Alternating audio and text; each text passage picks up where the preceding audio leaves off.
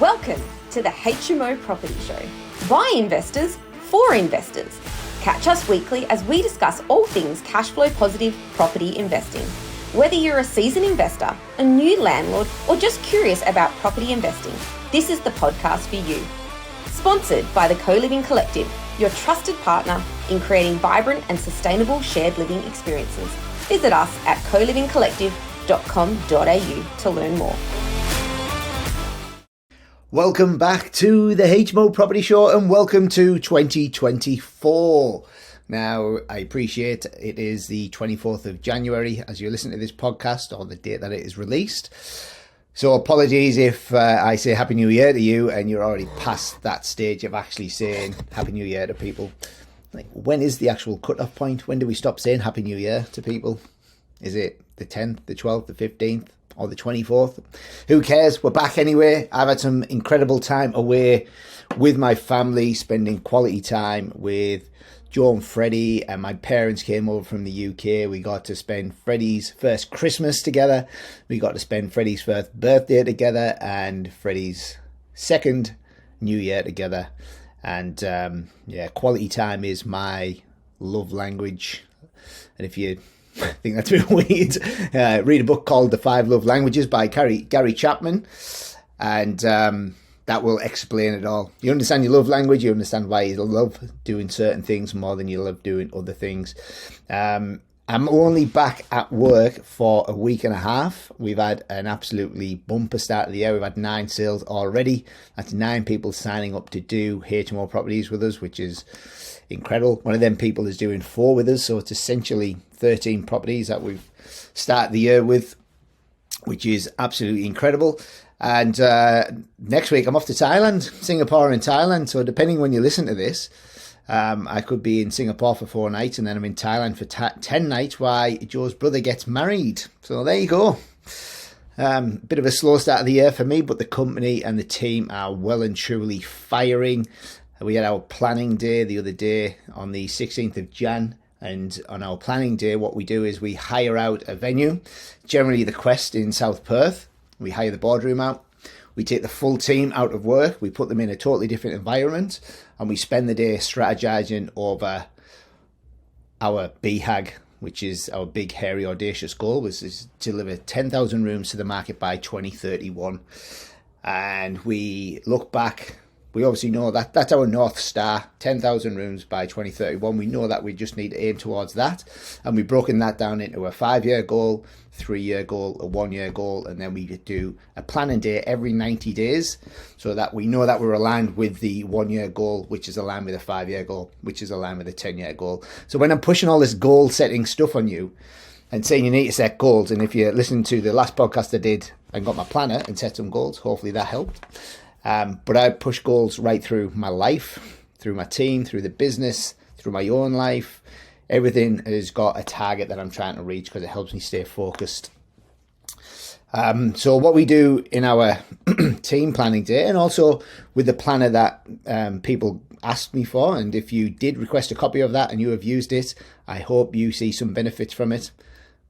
Well, not I hope, I know that you will see some benefits of it, because once you understand where you need to go and who you need to be to get there, then you just need to reverse engineer that and take small incremental steps every single day to get you towards that goal. But what we did this year, we always reflect before we can project. So we reflected over the last 12 months. We looked at how many properties we'd actually completed and delivered, how many tenants we had under management, what we'd achieved as a business. It's always good to stop and look back and go, wow, we actually had a really good year last year, and this year this is what we need to do to be even better. So how can we provide a better service to our investors? How can we provide a better service to our tenants? How can we deliver a better product?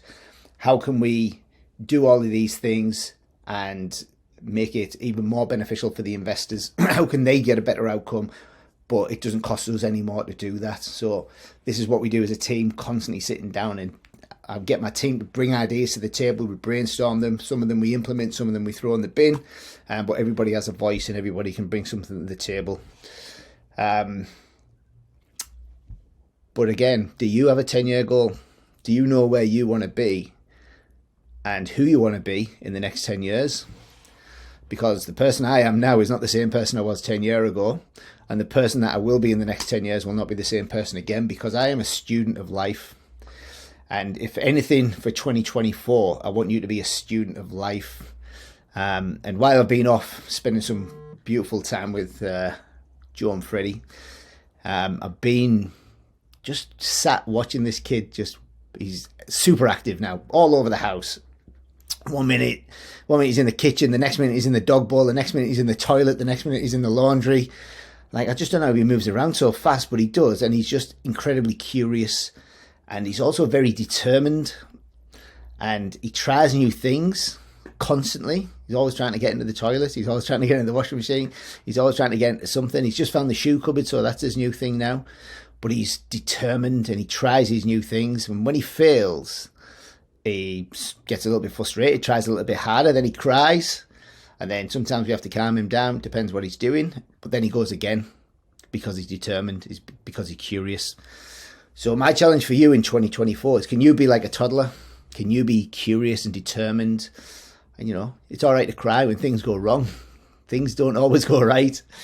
And the paradox of being an entrepreneur, the paradox of trying to solve problems like we are, your gift or your prize for solving a problem is just another problem that's probably bigger than the last one to solve as well. So can you be curious, set goals and work towards them with determination? Can you fail and fail forward, fail fast so that you can learn, and then get yourself up, dust yourself down and start again and just keep going? That's my mission for you for 2024. I don't mind if you work with us. I don't mind if you work with anybody else in this space. I don't mind if you do this yourself. I want you guys to be successful in real estate. And 2024 is lining up to be an absolutely insane year for the Perth property market. And I've got some incredible stats which I'm going to share with you in a minute to back up why I'm so bullish on this market. So the page in front of us now, if you're listening on the podcast, there is some videos, or there is some web pages that I'm going to share with you. Websites.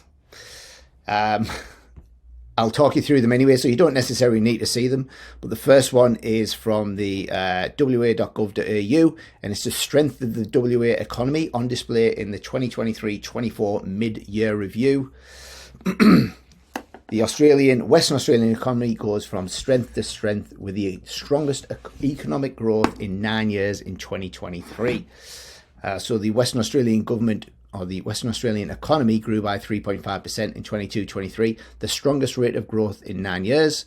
23-24 operating surplus forecast of 3.7 billion, driven by stronger than expected domestic economy and elevated INR price. Forecasted net debt of 27.2 billion for 23-24, 2.2 billion lower than forecast in the 23-24 budget, the fifth consecutive annual decline despite record infrastructure spend, and the mid-year review includes significant new spending on public sector, wages, energy and water infrastructure, health and key community services. So in effect, the government are absolutely buzzing. They're going to be throwing money around like it's going out of fashion. And they are doing that already. Like John Carey, the Minister for Housing and Homelessness, is doing a good job. Pardon me, I've just dropped my phone. He's doing a good job and he's doing his best to get accommodation out there, get housing out there. So they are aggressively buying stuff. They are aggressively building, aggressively delivering social housing. The downfall to that is he's missing out on affordable housing, and social and affordable housing are two different things. But the government can provide social and affordable, and the private rental market can provide affordable and normal rental as well. Just when I'm saying there that they're going to be throwing money around like it's going out of fashion, the mid-year review, they're saying that they're going to throw 2.8 billion at the Alkimos seawater desalination plant and more than 700 million to upgrade the state's main electricity network and unlock renewable generation opportunities. So it definitely needs an upgrade. The amount of power cuts in this state is insane. 2.8 billion provision for the government's new principles-based public sector wages policy. 626 million of additional investment into the health system and new spending on key services, including supporting children in care, accommodation and outreach services for people experiencing homelessness, family and domestic violence initiatives, and a range of measures to boost housing supply. Now, Roger Cook, who's the Premier, and this was published by the Honourable Rita Saffioti. I think we've got a really good government in play right now. The Cook Labour government is getting shit done. Bit of a, they had a bit of a big job on their hands, but at the end of the day, they've got a shitload of money as well, haven't they? So, they should be able to solve problems because they don't need to go to banks and start applying for loans like we do. Right. Even though the economy is booming, right, there's still, this is the reason why the housing market is on its knees right now. So the next page that I'm pulling up is the Perth market insights from rewa.com. Right now, there is 2,020 houses listed for sale on the market. There is 1,072 units listed for sale on the market. And there is 772 blocks of land right now listed for sale on the market. So altogether, there's 3,864, let's call them units for sale, dwellings and land. This time last year, there was 7,261 units for sale. So half of where we were, almost half of what we were this time last year. Now, I was speaking to Scott, my buyer's agent, just the other day. Said, how's the market right now, mate? Did it quieten down over Christmas? And his response was not really. Agents started taking time off, or agents stopped doing home opens, and they generally launch it back up in the second week in January. First home open he went to, there was over 30 people in there ready to put offers in on a property in Port Kennedy. We were buying properties 2 years ago in Port Kennedy for high threes, let's say $350,000 to $400,000. This one had a 6 in front of it, and we were looking at putting 620 in. That's kind of where we were tapping out because of all the other stuff we needed to do. The agent said we're nowhere near, and we needed to up the price if we wanted to win it. So the market is absolutely bonkers, and this is the reason why. People have got FOMO, the fear of missing out. They have put offers in on, 3, 4, 5 properties now, missed out on all of them. And now they're getting frustrated, or they're getting scared because the other property that they are living in, whether that's a rental, is getting close to the end of the lease agreement, or the property that they are moving out of is getting sold, and they're just putting ridiculous offers in. And it's becoming harder and harder for us as a buyer's agent when we're buying established properties to buy them at a price point that we know works for the investor to get a return. And when you're buying an established property, there's a cut-off point where if it gets above, I'm saying 600 to 700,000 purchase price, then your stamp duty and your conversion cost and furniture pack, the amount of capital required to do that deal just doesn't warrant the return that you get, and you are so much better doing a new build. The other problem we've got now is there's only 772 blocks of land available on the market, so it's absolutely bonkers. And again, why is there no light at the end of the tunnel? This is let's go back to here. This is the Australian Bureau of Statistics population clock and pyramid. You just search ABS population clock and it'll pull this up for you. So there's one birth every 1 minute and 42 seconds in Australia, and there's one death every 2 minutes and 52 seconds in Australia. One person arriving to live in Australia every 0 minutes and 45 seconds. So every 45 seconds, someone new comes to live in this beautiful country. One Australian resident leaving to live overseas every 2 minutes and 43 seconds. And an overall total population increase of one person every 50 seconds. I'll repeat that one. An overall total population increase of one person every 50 seconds. Where do the clocks just ticked up there? So right now we're at 26,998,360 million people. Here's the problem that we've got though, right? Because so many people are coming into this beautiful country, and we go back to the REWA stats that I've just pulled up. We've got 2,000 houses, let's call it 3,000 houses in the way of units and houses. But we've got an increase every 50 seconds, or one new person arriving to live in Australia every 45 seconds. Where are these people living? And the problem that we've got now, if we fast forward 5 years to 2029, There's 29 million people estimated to live here. So 27 million to 29 million, that's a big jump. And then if we go to 3034, which is 10 years from now, it's going to be 31 million. So that again is a huge jump. It's 4 million people. And Commonwealth Bank said that there's between 2.7 and 3 million houses required to meet demand. Let's break that down. It's 270,000 houses per year. 270,000 houses we need to build every year. It's absolutely astonishing, right? Because Australia in 2023 had a population of increase of 2.4%. Western Australia's had a 3.1% increase. I'll just pull it on this stat here. So Australia, 2.4% total increase. Western Australia had a 3.1% increase, which meant 86,800 people moved to Western Australia in 2023.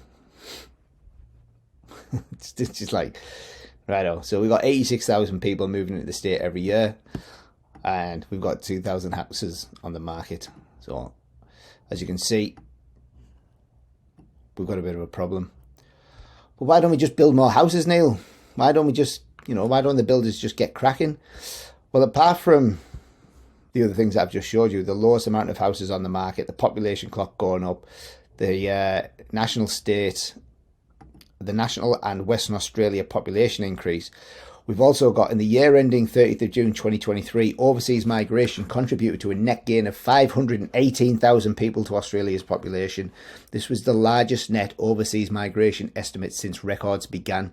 The largest net overseas migration estimate since records began. Wow. I mean, it's scary, but it's exciting. It's exciting if you're a property investor, and it's scary if you are a tenant or somebody that needs accommodation and you're struggling to find it now, because this is going to get worse before it gets better. And there's opportunity here for you to help people and also make some good money between now and then. So why don't we just build more properties? Well, building activity has dropped off since June 21, which was like the height of COVID when all the grants came out. Right now, in September 23, because stats haven't been released just yet from the ABS, but 2023 September, 22,000 new houses were approved. So the total number of dwelling units commenced in Australia fell 10% to 37,000 dwellings in the September quarter in seasonally adjusted terms.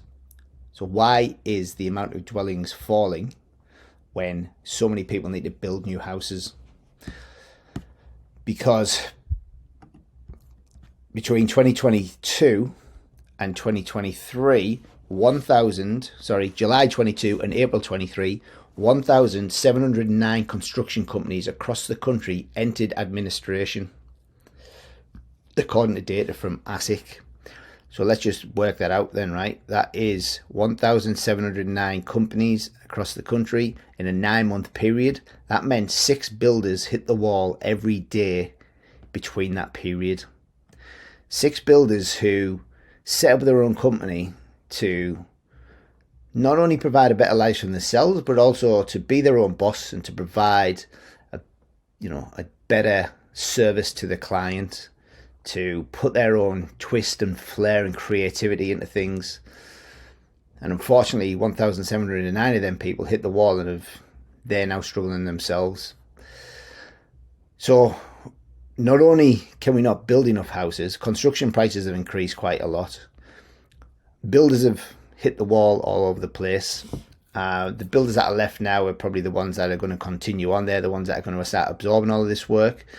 Our building team is incredibly strong. We've checked the balance sheet on them. We know they've got a good, healthy pipeline of work. We know where everything's sitting with our builders. We've got, our own building company, which is small compared to some of the other guys that we work with. It's actually tiny compared to the other ones that we work with. I won't try and make it sound bigger than it is. But the problem is, the bigger companies now, they're all finding their feet again. The pipeline of work starting to come back through. It's nowhere near where it needs to be. We need to be building double what we're building now, and we're not doing that. Why are we not doing that? Because there's not enough builders to build them, and people are struggling to obtain finance from the banks to build properties because, you know, the RBA cash rate's still quite high and construction costs are still quite high. So a lot of people don't have the borrowing capacity to actually go to the bank and borrow the money to do what they need to do. So where am I going with all this? I'm not trying to scare you. This is 2024. We should be getting excited, right? So the cash rate, as you can see here, in June 2022, the cash rate started increasing because CPI hit 6.8 in this area around here. So they were like, right, we need to increase the cash rate.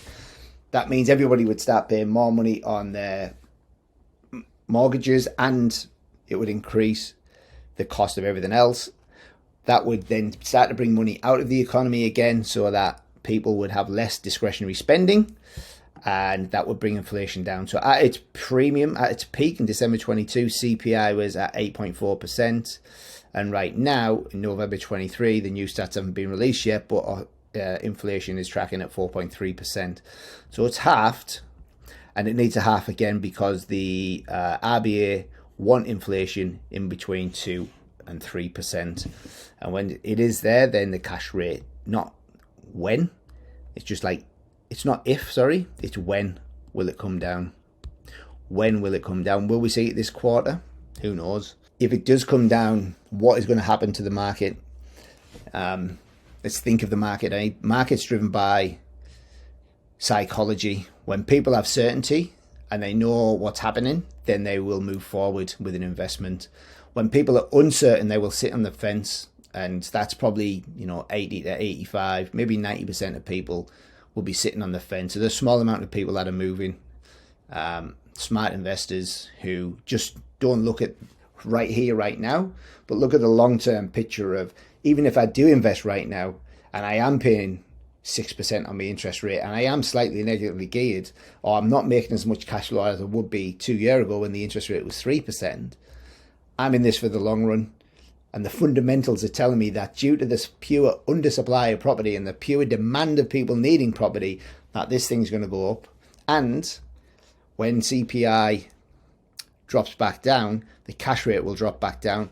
People's psychology will change. They will come back into the market and there will be a stampede. And when we're seeing, 20, 30 people at home opens now in Western Australia, let's see that double.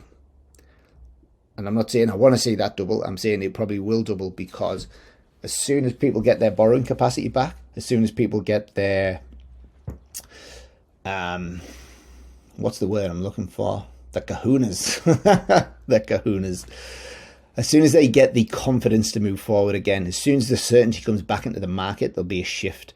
Now, the last RBA cash rate was put on hold at 4.3%. If it stays on hold again, that's going to bring confidence to the market. We've already had a bumper start to the year. Like I say, we've had 9 people sign up to work with us, 13 properties ready to go, and we've only really been back a week and a half. It's been an amazing start to the year. So I just want this podcast to give you some kind of exposure into what's going on in the background, because I truly believe the cash rate is going to come down this quarter. When the cash rate comes down, the market's going to spring back into life. There's already life in it, but it's going to get worse, guys. Absolutely, it's going to get worse.